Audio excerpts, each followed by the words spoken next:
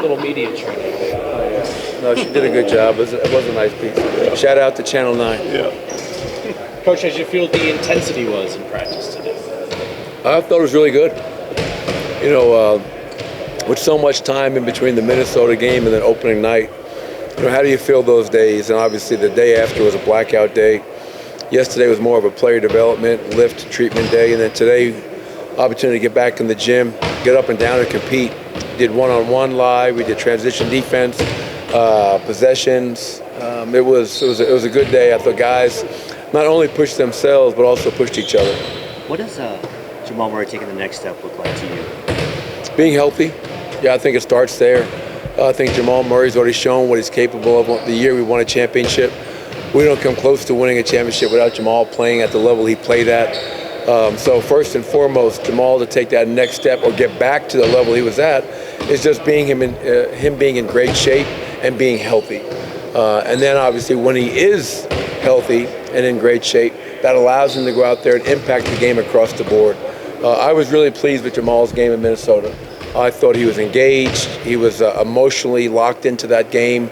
By far his best contest in the preseason. And it was good to see him kind of have that kind of output and energy to end the preseason.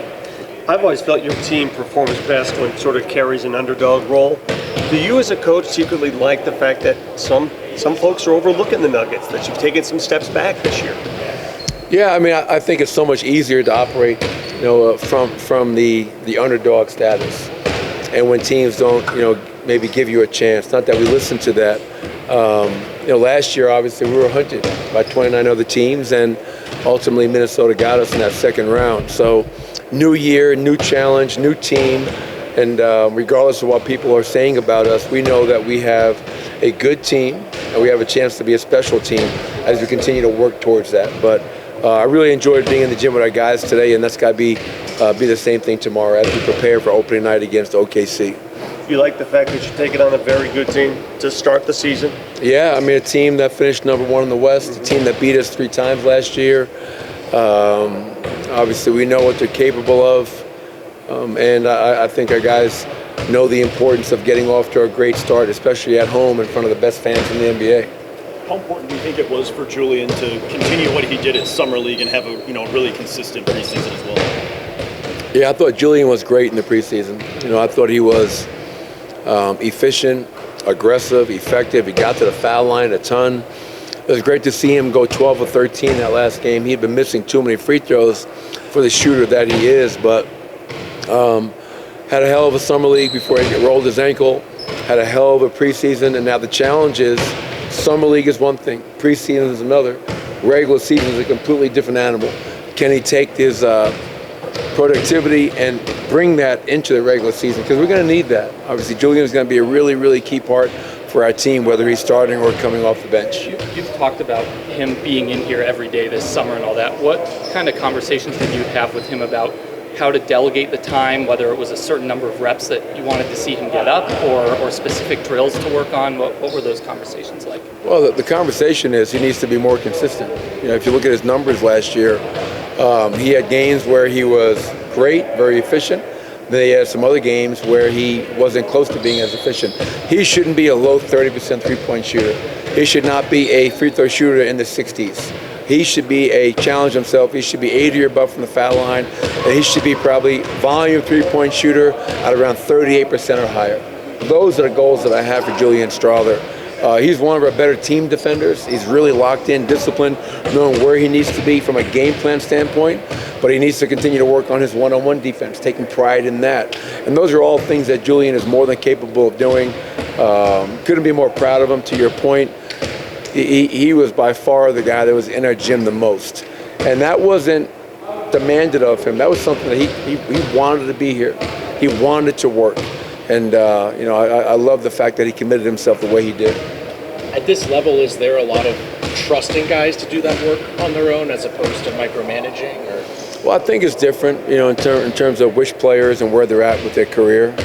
I'm not going over to Sombor, Serbia to watch Nikola Jokic. But for our young guys, for the Julians, CBs, Paytons, and Hunter and Jalen and all the other guys, you have more kind of control in terms of what they're doing, where they're doing it.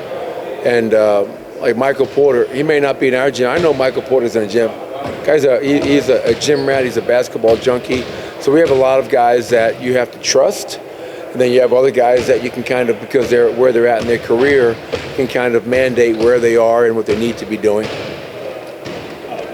Peyton a full participant, or do you have a feel for how likely it is he plays? Yeah, no, he was a full participant today. Obviously, we'll see. This is the first time he's been a full participant, probably in close to 5 weeks now.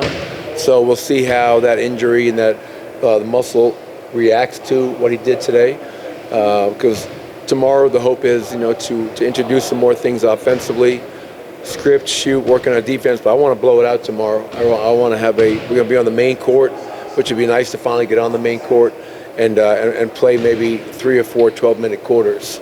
And the hope is that Peyton feels good enough to be able to get through at least some of those tomorrow. And, Peyton, I'm not making him out to be Dr. J. But Peyton, we need him. The things that he brings to the table, he's going to be an important part for this team. His athleticism, his versatility. I see him running the floor in that second unit with a guy like Russell Westbrook. I think those two could be really good together. So just having Peyton Watson back out here, I was happy for him, because talk about getting hurt at the worst possible time as you're getting to start training camp and missing all 5 preseason games. So he looked good conditioning, and hopefully tomorrow he's a full go.